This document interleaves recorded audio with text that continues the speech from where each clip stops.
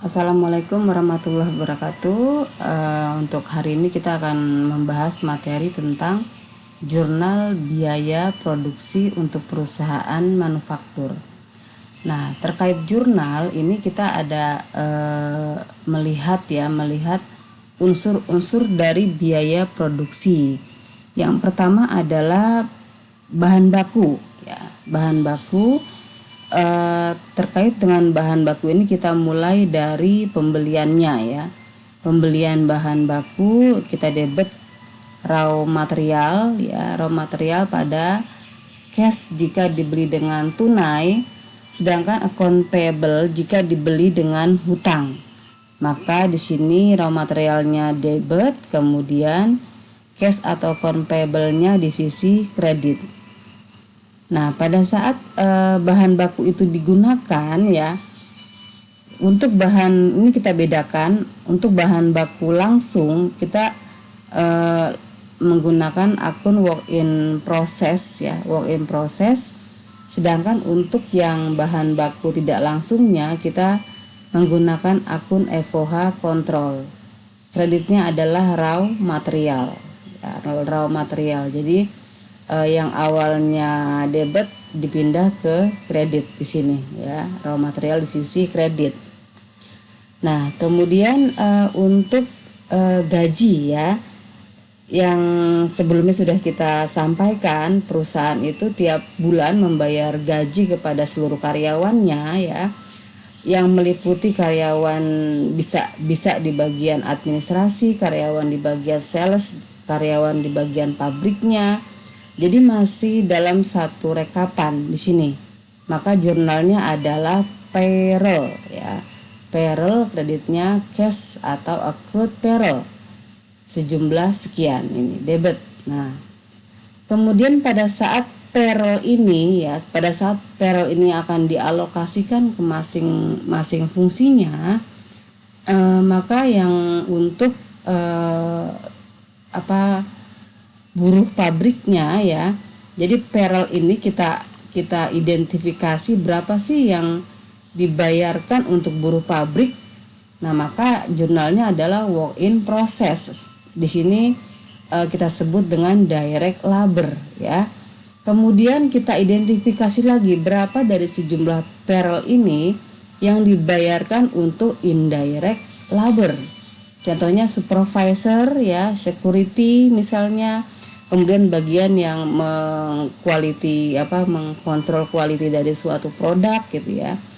Nah, dari sejumlah payroll ini kita identifikasi juga berapa sih pegawai untuk di bagian penjualan, ya. Kemudian berapa juga payroll yang kita identifikasi di bagian administrasi.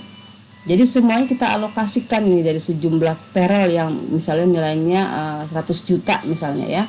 Untuk yang buruh pabrik berapa, untuk yang indirect labornya berapa, sales expense-nya berapa, administrasi expense-nya berapa, baru dikredit, ya, untuk akun payroll-nya. Nah, selanjutnya jurnal terkait dengan BOP actual selain dari indirect material dan indirect labor, ya. Nah, ini bisa, ya, ini untuk yang FOH ini disebut juga dengan FOH, ya, FOH actual, ya. Kita langsung saja mendebet perkiraan FOH control. Jadi bisa di sini, ya, FOH control. Di sini kreditnya untuk kalau depreciation jadi accumulated depreciation, ya. Misalnya mesin, ya, building. Terus kalau misalnya asuransi, kita kredit prepaid insurance, ya. Kemudian pembayaran gaji supervisor mungkin cash, ya, atau bisa juga dengan account payable. Nah, jadi untuk pencatatan FOH actual selain indirect material dan indirect labor, kita bisa menggunakan langsung akun FOH control di sisi debit. Atau kalau misalnya, ya, didebet dulu semua expense misalnya kayak depresiasi, ya, maka debitnya depreciation expense mesin, depreciation expense factory building, insurance expense boleh, ya. Tapi nanti akan ada pemindahan dari yang expand ya, dari yang expand ke FOH. Ini juga bisa sih ya. Jadi silakan aja mau menggunakan cara yang mana. Kemudian FOH control ya, di sini akhirnya sudah terkumpul ya. Jadi ada yang berasal dari indirect material, ada yang berasal dari indirect labor, dan yang lainnya ya, yang lainnya. Dan nanti FOH control ini akan dialokasikan ya ke produk ya. Jadi jurnal alokasi FOH ke produknya, karena kan produk itu kan nanti ada unsur DM-nya, ada unsur DL-nya, ada unsur FOH-nya. Maka jurnal di sini work in process ya, work in process pada FOH control gitu. Kalau perusahaan yang masih kecil, ini biasanya bisa saja langsung mengalokasikan FOH actualnya ke work in process, bisa aja ya.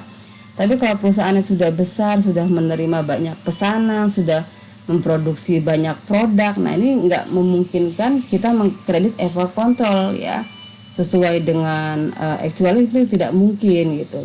Makanya biasanya menggunakan akun applied FOH ya di sini. Ini ya. Jadi bisa kita kredit langsung sejumlah biaya yang dikeluarkan ya, bisa yang semuanya ya. Tapi kalau perusahaan itu sudah besar, di mana katakan pesanannya sudah banyak, tuh sulit untuk mengalokasikan FOH actual ke semua pelanggan. Jadi biasanya menggunakan applied FOH. Nah, work in process sudah terkumpul ini ya, work in process ini sudah ada direct materialnya ya kan, sudah ada direct labor ya, kemudian sudah ada FOH ya. Nah, maka nanti ketika jurnal produk selesai, kita mendebet finish good pada work in process ya, sejumlah sekian. Nanti kita dilihat berapa yang selesainya. Nah, ketika produk dijual, maka jurnalnya cost of goods sold pada finish good, account receivable pada sales. Nah, seperti itu ya. Ini kita lihat dari pertemuan kemarin ya, tentang arus biaya produksi ya. Ini bisa dikaitkan dengan jurnal-jurnal yang kita pelajari hari ini. Oke.